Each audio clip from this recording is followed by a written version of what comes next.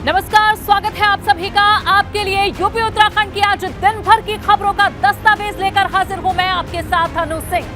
10 का दस्तावेज है। आज हम आपको इसमें बताएंगे बिकरू कांड के आरोपी विकास दुबे के एनकाउंटर में यूपी पुलिस को कैसे मिली क्लीन चिट, आजादी के 75 साल के बाद भी क्यों खतरे में है देश का भविष्य। साथ ही ये भी आपको बताएंगे कि यूपी के अलग अलग जिलों में हुई मूसलाधार बारिश कैसे आम जन के लिए आफत बन बैठी। लेकिन सबसे पहले बात होगी सुभाषपा अध्यक्ष ओपी राजभर की, जो लगातार समाजवादी पार्टी पर हमलावर है।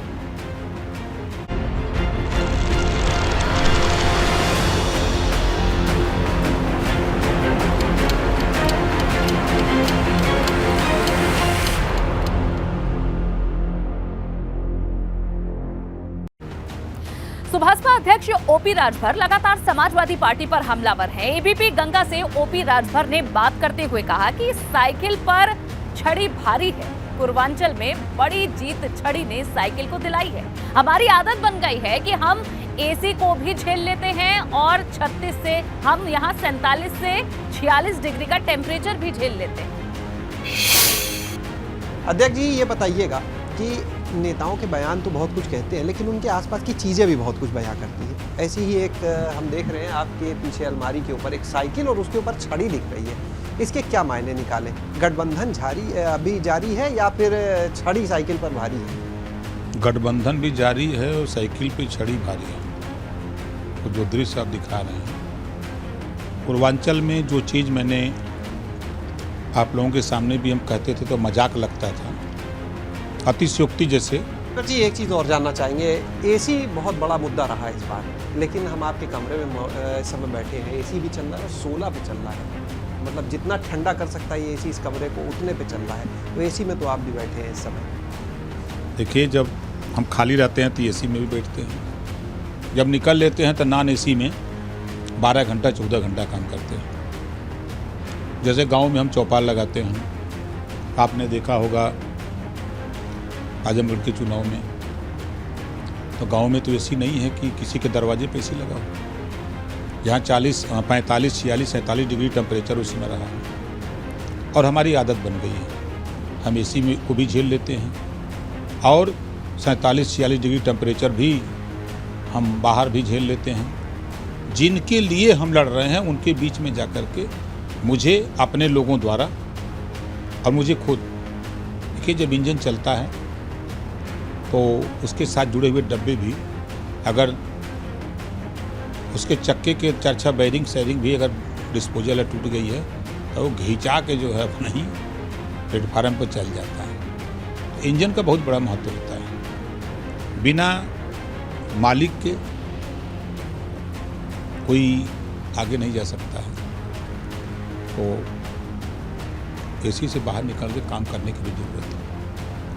शुक्रिया बात करने के लिए। तो ये थे हमारे साथ में ओम प्रकाश राजभर जी, जिनका साफ कहना है कि गठबंधन जारी है, लेकिन असल बात यही है कि उनके हिसाब से छड़ी साइकिल पर भारी है। कैमरा सहयोगी हरिओम के साथ शैलेश अरोरा, एबीपी गंगा।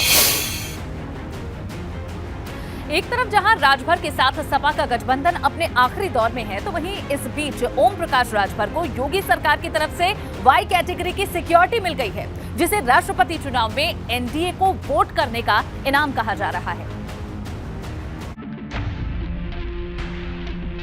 ओम प्रकाश राजभर भले ही अभी अखिलेश यादव के गठबंधन की वजह से विपक्षी दल की भूमिका में हैं, लेकिन आज उन्हें सरकार में न होते हुए भी सरकार में रहने जैसा ही अनुभव होगा, क्योंकि आज से ओम प्रकाश राजभर को वाई कैटेगरी की सुरक्षा मिल चुकी है, जिसे राष्ट्रपति चुनाव में एनडीए को वोट करने का इनाम कहा जा रहा है। लेकिन राजभर ने साफ कर दिया कि उन्हें सुरक्षा का ऐलान पहले ही हो चुका था। मुर्मू जीत गई, आपके 5 विधायकों ने वोट दिया, उसका इनाम भी आपको मिल गया, वाई श्रेणी की सुरक्षा मिल गई, 16 पुलिसकर्मी तैनात रहेंगे। अभी तक 2 ही पुलिसकर्मी तैनात थे आपके साथ? 4 तैनात, 16 हो गए। नहीं, 4 तो पहले से चल ही रहे हैं।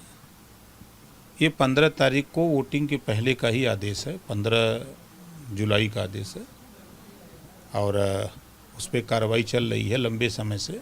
गृह विभाग उसमें इंक्वायरी वगैरह करा करके अपना रिपोर्ट भेजा है शासन को, तो शासन ने 15 जुलाई को आदेश कर दिया था।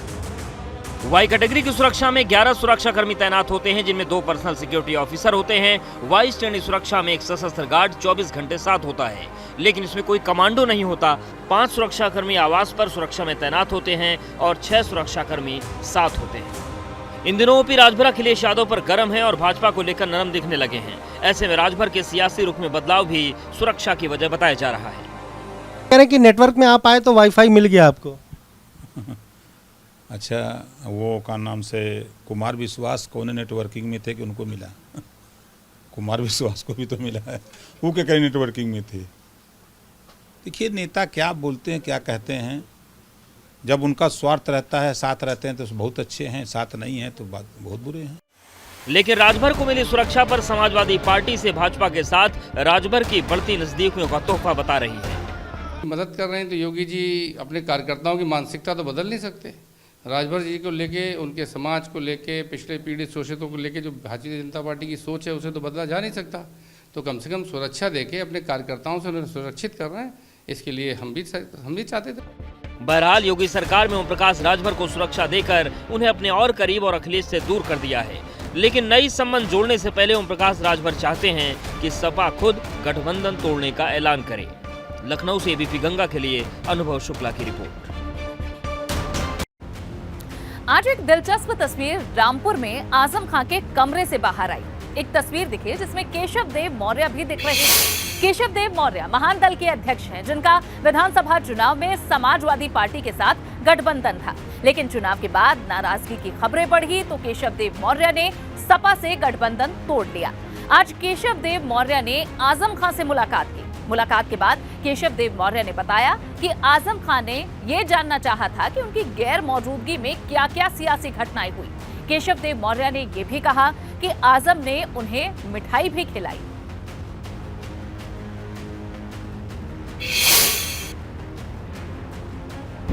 गठबंधन में किस तरह चीजें घटी, इन विषयों पर आजम साहब की दिलचस्पी थी। क्योंकि उनके गैर उपस्थिति में सब कुछ हुआ था, तो मैंने उन्हें एक्सप्लेन किया किस तरह समाजवादी पार्टी में मेरी उपेक्षा हुई, समाजवादी पार्टी ने किस तरह मेरे साथ छोटा व्यवहार किया।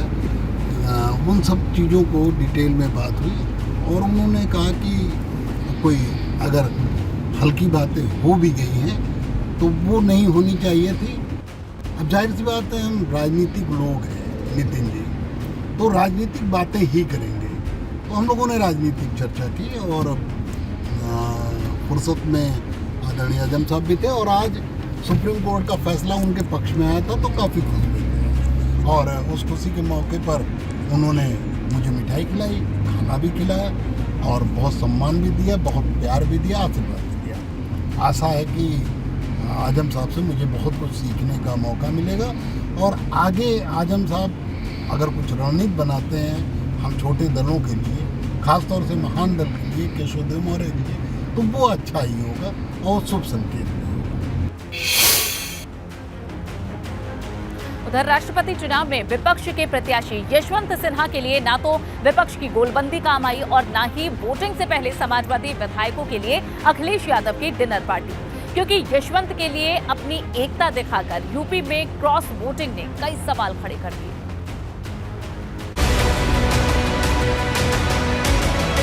एक तरफ एनडीए की द्रौपदी मुर्मू से मुकाबले में यशवंत सिन्हा की करारी हार हो गई तो दूसरी तरफ 5 विधायकों की क्रॉस वोटिंग से विपक्षी एकता की भी पोल खुल गई। खुद सपा विधायक होते हुए शिवपाल यादव ने द्रौपदी मुर्मू को वोट करने का ऐलान किया था और वोट दिया भी, लेकिन क्रॉस वोटिंग करने वाले बाकी 5 विधायक कौन हैं? शिवपाल ने इस सवाल का जवाब देने से इनकार कर दिया। हमने समर्थन किया, हमने वोट भी दिया। अब पता करिए आप लोग, इस पर हम कुछ नहीं। लेकिन राष्ट्रपति चुनाव से ठीक पहले अखिलेश से अलग होकर एनडीए प्रत्याशी को वोट देने वाले ओम प्रकाश राजभर ये मौका भी लपकने से नहीं चूके और कह दिया कि विपक्ष में रहते हुए यशवंत सिन्हा को वोट न देने वाले वो 5 विधायक कौन हैं उनको मालूम है, लेकिन नाम नहीं बताएंगे। नहीं, मैंने नहीं करवाया है, जानता जरूर हूँ लेकिन बताऊंगा नहीं। लेकिन विपक्ष में हुई क्रॉस वोटिंग के सवाल पर समाजवादी पार्टी ने सरकार पर भी विपक्ष के विधायकों पर दबाव डालने का आरोप लगा दिया है। चूक कम हुई और लोगों ने प्रयास दूसरी तरह से ज़्यादा किया।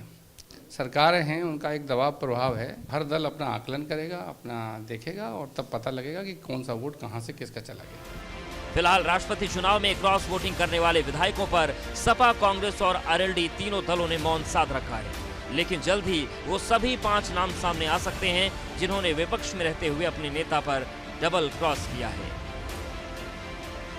Bureau report, ABP Ganga. और अब बात है योगी सरकार के बड़े फैसले की, जो सरकारी कर्मचारियों को खुश करने वाला है। योगी सरकार ने राज्य कर्मचारियों के लिए बड़ा ऐलान किया है और महंगाई भत्ते में 3% का इजाफा कर दिया है।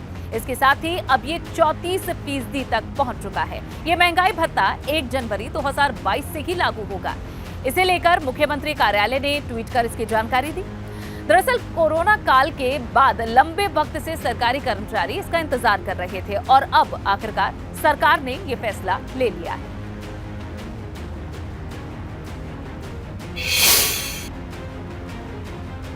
बिकरू कांड के आरोपी विकास दुबे के एनकाउंटर में यूपी पुलिस को सुप्रीम अदालत की क्लीन चिट मिल चुकी है। दरअसल पुलिस की भूमिका को सर्वोच्च न्यायालय में चुनौती दी गई थी।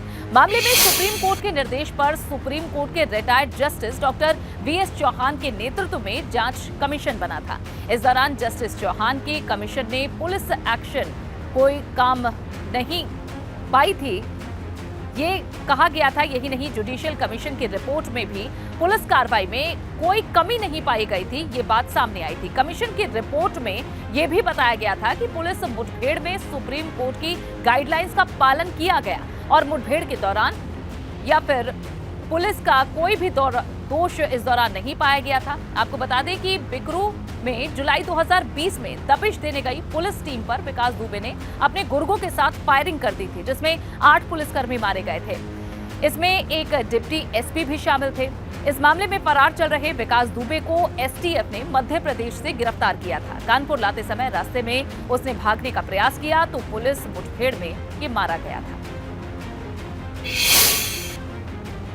सर्वोच्च न्यायालय के आदेश से एक जुडिशियल कमीशन का गठन किया गया था, जिसकी अध्यक्षता सुप्रीम कोर्ट के सेवानिवृत्त जस्टिस डॉक्टर वीएस चौहान साहब ने की थी। इसमें अन्य 2 मेंबर्स भी थे। उन लोगों के द्वारा एक रिपोर्ट प्रस्तुत की गई थी, जिसको विधानसभा के पटल पर रखा गया था तथा राज्य सरकार ने उसे माननीय सर्वोच्च न्यायालय को भेजा था। वो उसी रिपोर्ट को वे आज माननीय सर्वोच्च न्यायालय में माननीय मुख्य न्यायाधीश महोदय की अध्यक्षता वाली बेंच ने जजमेंट दिया है तथा ये कहा है कि उस जुडिशियल कमीशन की रिपोर्ट को सर्वोच्च न्यायालय के वेबसाइट पे अपलोड किया जाए तथा उसमें दिए गए रिकमेंडेशंस, संस्तुतियों को राज्य सरकार इम्प्लीमेंट करे। इस पूरी प्रकरण के बाद से अब किसी भी तरीके की चर्चाओं और आशंकाओं को पूर्ण विराम लग गया है। जो माननीय आयोग ने निर्देश दिए हैं उसका अनुपालन सरकार और पुलिस विभाग के द्वारा 100% कराया जाएगा और आगे की कार्रवाई की जाएगी। और अब बात एबीपी गंगा के खबर के इम्पैक्ट की। रेलवे स्टेशन पर सामूहिक नमाज पढ़े जाने के मामले में हमारी खबर का असर हुआ है।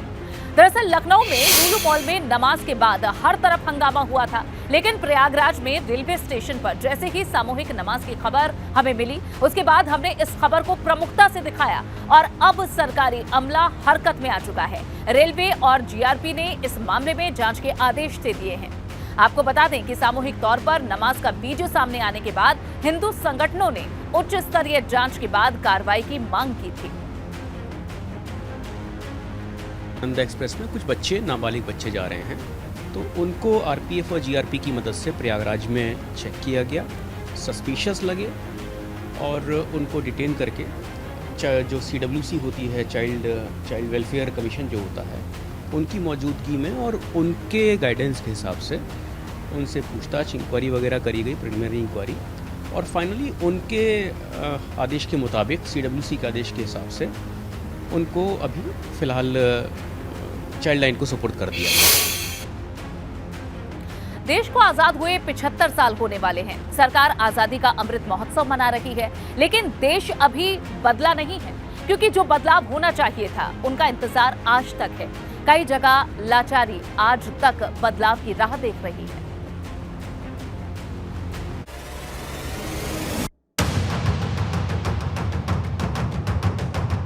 देश तो 75 साल पहले आजाद हो गया, लेकिन ये लाचारी आज तक दूर नहीं हो पाई। सरकारी सिस्टम में बदलाव के दावे तमाम हैं, लेकिन हकीकत में बदइंतजामी बरकरार है। एक तरफ जहां सरकारी स्कूलों के कायाकल्प का दावा हो रहा है, मॉडर्न स्कूल बनाने की बात हो रही है, वहीं ये लाचारी सिस्टम के मुंह पर करारा तमाचा है। सिर्फ एक ही सवाल है कि क्या राम भरोसे है भारत का भविष्य। सबसे पहले बात उन्नाव शहर के बाल प्राथमिक विद्यालय स्कूल की, जिस पर तमाम शिकायतों के बाद भी एसी में बैठे अफसरों ने ध्यान नहीं दिया और नतीजा ये हुआ कि बारिश से छत का प्लास्टर टूटकर गिर गया। गनीमत रही कि वहां पढ़ रहे 45 छात्रों में से किसी को चोट नहीं आई। कुछ ऐसे ही लापरवाह बना है गाजीपुर का बेसिक शिक्षा विभाग, जहां मोहम्मदाबाद में सरकारी स्कूल की जर्जर इमारत हादसे को दावत दे रही है और मजबूरी में छात्र पेड़ के नीचे पढ़ने को मजबूर हैं, लेकिन अधिकारी सिर्फ इंतजार कर रहे हैं। तो उसके लिए हमने मनरेगा है और पंचायत विभाग से बात करी है, जिससे विद्यालयों में जल निकासी की व्यवस्था की जाए और मिट्टी भराई की जाए, जिससे वहाँ पे पानी ना लगे। इसके लिए जो योजना बनाई जा चुकी है और कई जगहों पे स्टार्ट कर दी गई है। जालौन में भी हालात ज्यादा ठीक नहीं है, लेकिन यहाँ अधिकारी इन तस्वीरों को देखते नहीं या उन्हें नजर नहीं आती, ये बड़ा सवाल है। क्योंकि सहपुरा प्राथमिक विद्यालय का वीडियो वायरल हुआ है, जिसमें साफ है कि यहाँ पढ़ाई का मतलब है जान जोखिम में डालना। सरकारी स्कूलों की हालत सिस्टम की हवा निकालती है। ऐसे में सवाल है कि जरूरतमंद बच्चे कैसे पढ़ेंगे और शिक्षा के क्षेत्र में क्रांति कैसे आएगी। Bureau report, ABP Ganga. और अब आपको दिखाते हैं एक ऐसे टाइगर का रेस्क्यू जो बाढ़ में फंस गया और नदी का बहाव इतना तेज था कि लगभग 150 किलो का बाघ टस से मस भी नहीं हो पा रहा था। उसे कैसे बचाया गया, देखिए हमारी इस खास रिपोर्ट। बहराइच के कतरनिया घाट वन्यजीव प्रभाग के जंगल से निकलकर दुर्लभ प्रजाति का टाइगर गेरुआ नदी से निकलने वाली घाघरा नदी के तेज बहाव में फंस गया, जिसके बाद बाघ को देखने वालों की भीड़ लग गई। क्षेत्र के लोगों को डर था कि ये जंगली शिकारी कहीं उनके रिहायशी इलाकों का रुख न कर ले। ऐसे में तुरंत प्रशासन को इसकी सूचना दी गई। तुरंत ही प्रशासन हरकत में आया और मौके पर पहुंच गया। टीम ने ड्रोन से टाइगर की स्थिति पता की। नाव लगाकर बाघ को रेत के मैदान की तरफ ले जाने की कोशिश की गई, लेकिन नदी में पानी ज्यादा और बहाव तेज होने के चलते कामयाबी नहीं मिल पा रही थी। बाघ भी तेज बहाव की वजह से ट्रैक नहीं हो पा रहा था। बाघ खुद भी पानी के तेज बहाव की वजह से बाहर नहीं आ पा रहा था। इसके बाद अधिकारियों ने गिरिजा बैराज के एक फाटक को कुछ देर के लिए बंद करा दिया, जिससे पानी की धार में कमी आई और बाघ के बचाव अभियान को पूरा करने में सफलता मिली। सूचना पाते ही मौके पे पहुंचे और बाघ जो भंवर में फंस रहा था गिरजापुरी बैराज के अंदर, उसको वहां से सकुशल निकलने में हमारी टीम ने मदद की। तो वहीं अमरोहा में रात के अंधेरे में एक तेंदुआ पक्के पुल पर आराम करता देखा गया। गजरौला के पास कार सवार युवकों ने आराम फरमाते हुए तेंदुए का वीडियो बनाया। Bureau report, ABP Ganga. Uttar Pradesh के कई जिलों में बारिश ने गर्मी से राहत तो जरूर दी, लेकिन आफत ज्यादा बढ़ा दी। कुछ घंटों की बारिश में कहीं लोगों के सामने संकट खड़ा हो गया, तो कहीं रास्ते समंदर बन गए।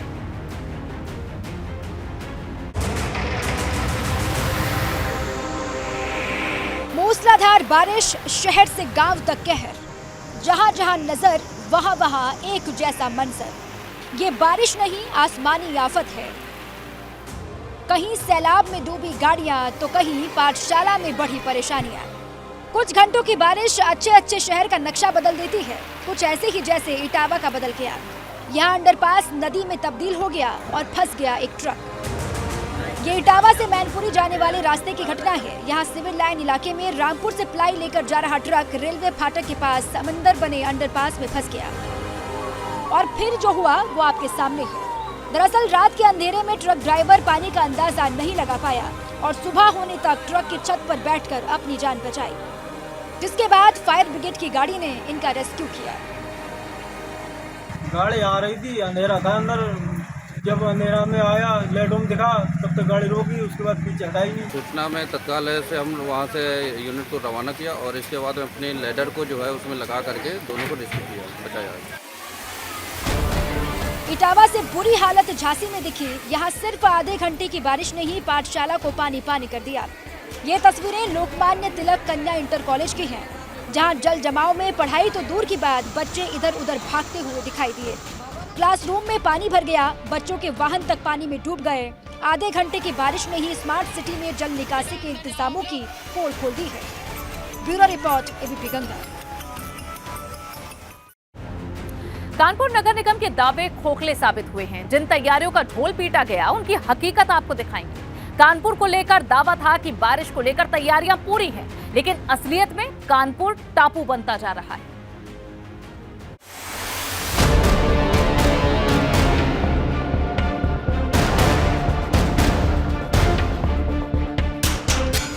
जब दावे झूठे हों तो अंजाम ऐसा होता है। बारिश में डूबी ये उत्तर प्रदेश की औद्योगिक नगरी है, जिसकी तस्वीर 2 दिन के बारिश में ही बदल गई। कानपुर का ये हाल नगर निगम के अधिकारियों को आईना दिखाता है। दावा था कि जल भराव के लिए पुख्ता तैयारी है, लेकिन तैयारियों के नतीजे इन तस्वीरों में साफ समझे जा सकते हैं। कानपुर के ज्यादातर इलाकों में जल भराव के हालात हैं। तालाब बनी सड़कों ने लोगों को मुश्किल में डाल दिया है। ये हालात सिर्फ 2 दिन की बारिश के बाद हो गए। अगर कुछ दिन बारिश और हो गई तो स्थिति आउट ऑफ कंट्रोल होनी तय है। कानपुर में बारिश हुई, 2 दिन लगातार बारिश होने के बाद ये देखने को मिला कि शहर के कई इलाके टापू बन गए, जलमग्न हो गए, जल भराव हुआ और जबरदस्त जल भराव हुआ। दावों और तैयारियों की हकीकत सबके सामने आ चुकी है। इसके बावजूद भी जिम्मेदारों के लिए सब कुछ ऑल इज वेल है। तो जूही पुल जो खलवा है उसके लिए हमने इतनी कोशिश की, मशीन में लगा रखे हैं और वो क्योंकि खाल में सब बहुत जगह का पानी आ जाता है। लेकिन आपने ये जरूर देखा होगा कि 1-1.5 घंटे के बाद पानी ख़त्म ही हो जाता है। ट्रेडिशनली एक लो लाइंग एरियाज थे, उसमें ही हम लोगों को इशू फेस करना पड़ा। बाकी जो हमारी नाली सफाई की वजह से पानी का ड्रेन बहुत अच्छी तरह से स्मूथली रहा। बेशक जिम्मेदार जल जमाव से इनकार करें, लेकिन पूरे कानपुर की जो हालत है उसे छिपाया नहीं जा सकता। ड्रोन कैमरे से मॉनिटरिंग, नालों की सफाई समेत तमाम तैयारियों के दावे थे। लेकिन अब सवाल यह है कि क्या शासन को भेजी गई रिपोर्ट सिर्फ खाना पूर्ति थी या वाहवाही लूटने की कोशिश। और इसी के साथ 10 का दस्तावेज में फिलहाल के लिए बस इतना ही।